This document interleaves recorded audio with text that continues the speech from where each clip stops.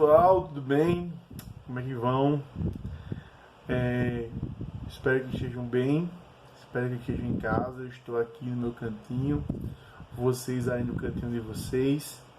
E essa quarta semana do nosso ensino remoto, nós estaremos refletindo sobre a questão da economia.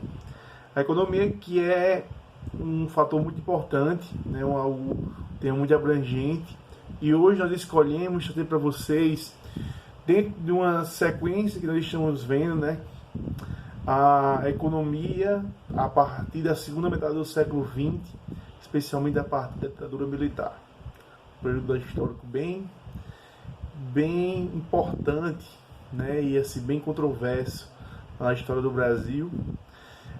Só que é muito importante nós entendermos também, né, que teve reflexo muito grande no futuro do país também, né, nas ações posteriores do nosso país.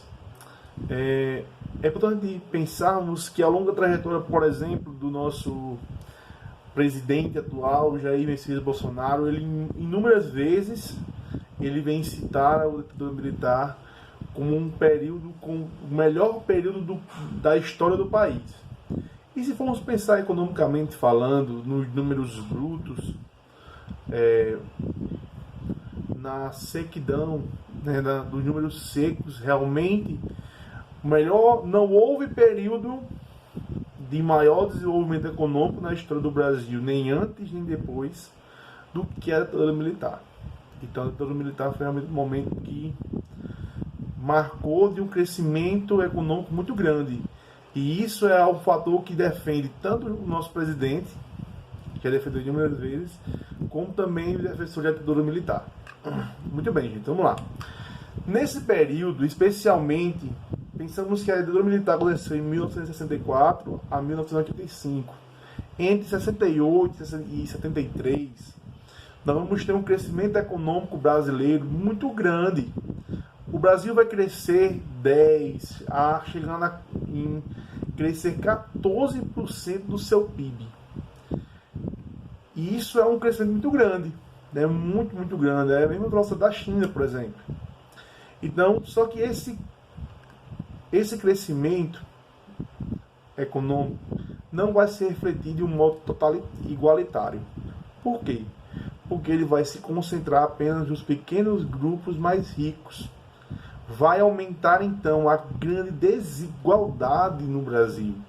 O Brasil, antes da ditadura, no índice que mede a questão da desigualdade social, o Brasil estava 0,5. Na ditadura militar, o Brasil chegou a 0,70 e pouco, 74, se eu não estou enganado. E é interessante pensarmos que essa desigualdade social gerada nesta ditadura só foi revertida nos anos 2000, com os governos do PT. Né, gente? É muito interessante pensar nesse sentido. E das primeiras coisas que o governo militar desenvolveu nesse período foi o congelamento dos salários e o enfraquecimento dos sindicatos. É importante dizer, gente, que o salário mínimo deles caiu 35% neste início da ditadura militar. O salário mínimo, os pobres continuaram sendo mais pobres, tendo em vista que, por exemplo, em 66, Castelo Branco vai fundar o Fundo de Garantia por Tempo de Serviço, que é o FGTS, nós temos até hoje. O trabalhador, ele paga o FGTS, ele vai pagar esse fundo, né? Esse fundo vai desenvolver para ele um investimento que nós vamos ter nas zonas urbanas, né, de crescimento urbano, na questão de empréstimos imobiliários. Só que o pobre, o trabalhador, aquele que vai diretamente trabalhar, ele não usufrui tanto disso. Ele pode até ganhar uma casa, ele pode até ganhar um lugar onde para morar. Só que os grandes beneficiários dessas ações foram realmente os banqueiros. Os bancos que recebiam esse valor e financiavam as casas para o Estado, né? Então, você tinha um banco que ganhava o dinheiro do Estado, emprestava esse dinheiro e ganhava os juros em cima disso. É interessante pensarmos também que essa economia brasileira da década de 60, 70, especialmente no início da década de 70, final da de 60, vai crescer devido à questão do grande das verbas que vinham do exterior também. Um período de abundância de dinheiro na parte exterior, né? Nos países do mundo afora, do mercado externo. Era muito favorável. Isso vai se desenvolver até a década de até o ano de 1973, quando os países da OPEP, que são a Organização dos Países Exportadores de Petróleo, vão se juntar, se organizar e virar o jogo de muitos anos de exploração dos países mais ricos, Estados Unidos, Reino Unido, e eles vão aumentar o preço do barril do petróleo. Um mundo extremamente dependente do petróleo, ao ver o petróleo subir 300%, vai entrar numa crise muito grande, numa crise econômica. E o Brasil entra também nesse contexto. O Brasil fez empréstimo para o investimento nessa área. O Brasil cresceu muito, gente, na área urbana, na área da infraestrutura, na indústria também, esse período. Só que o Brasil, para pagar os primeiros empréstimos, teve que fazer outros empréstimos para pagar. E isso foi gerando uma grande dívida externa. Uma grande dívida externa. Vocês não pegaram isso, mas eu, no meu ensino médio, era se falado que o Brasil nunca conseguiria pagar a sua dívida. Até que em 2008 pagou.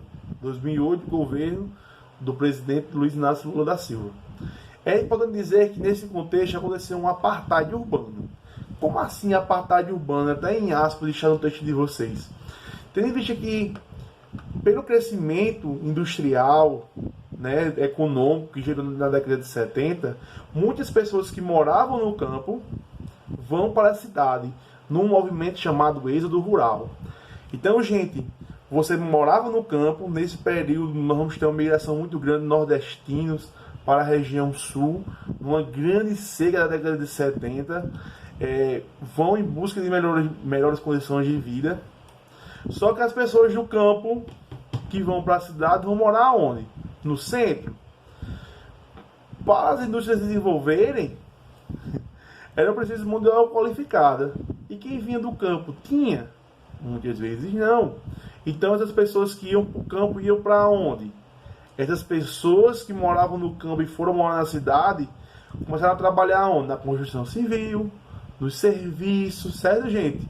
Eles não iam trabalhar nos empregos de maiores patamares, não recebiam os maiores salários, não iam viver no salário mínimo, naquela condição precária, no salário mínimo que, vale lembrar, estava desvalorizado nesse contexto.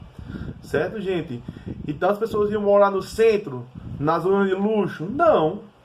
As pessoas iam morar onde? Nas favelas, nas áreas de segregação espacial. Então nós vamos ter o lugar da pessoa rica e o lugar da grande quantidade de pessoas pobres. Isso é a separação. Isso é o apartheid urbano, como o autor do texto que você vai trazer. Né? Pedro Paulo Bastos vai dizer que o apartheid urbano brasileiro aconteceu neste período, onde a população pobre cresce nas periferias, sem acesso aos serviços públicos e aos melhores empregos. Então essa desigualdade social vai se agravar ao longo do tempo, especialmente na década de 80, que o Brasil, que é chamada economia, a década morta para a economia do Brasil e do mundo. Foi uma década horrível, né? Que vai começar a se reestruturar, especialmente depois do Plano Real, na década de 90, com as políticas neoliberais de Fernando Henrique Cardoso, né? E vai se consolidar mais uma vez nesse ano 2000. É importante dizer também que nesse contexto nós vivemos o ciclo econômico da soja. O Brasil, que tem uma característica de ser um país exportador para o mundo, né? Viveu vários tipos de ciclos econômicos, gente. Silvéria deve falar para vocês nas outras aulas, nesses outros vídeos, alguns ciclos econômicos. Hoje eu quero trazer para vocês apenas um ciclo, que é o ciclo econômico da soja. Esse modelo, por mais que tenha algumas características dos ciclos anteriores, ele vai continuar sendo uma economia pautada na exploração do trabalhador, exploração e má remuneração do trabalhador, das plantations, da monocultura, né, concentração de renda e latifúndios. Você também vai ter uma produção nacional focada para o mercado externo, ou seja, os melhores produtos que nós produzimos vão para fora. E muitas vezes isso que compramos fora, vendemos para fora, nós compramos de volta. Não é verdade? É importante dizer que isso se iniciou na década de 70. Só que isso é muito mais do que apenas o ciclo de plantar, colher. É também o início da agroindústria, onde nós vamos ter, por mais que tenhamos o nome ciclo da soja, nós tenhamos também a laranja presente, a comercialização e industrialização de carne de porco, carne de boi, carne de frango. Certo, gente? Agora, a agricultura é responsável pelo desenvolvimento de um gigantesco parque fabril de produção de insumos e derivados, com alta mecanização no processo tecnológico e tecnologia. E estamos falando de coisas como desenvolvimento de espécies, como a biotecnologia, o desenvolvimento biotecnológico, que demandam grandes centros de pesquisas, sejam centros de pesquisa públicos ou privados, certo? Então, gente, essas são as grandes marcas atual. A soja ainda é um grande modelo de exportação brasileiro, certo? E nós estamos caminhando ainda, buscando essa igualdade social. Então, eu espero que vocês tenham gostado. Esse material que eu falei agora está todo no texto de apoio de vocês. Estaremos juntos. Qualquer coisa, estamos aí. Valeu!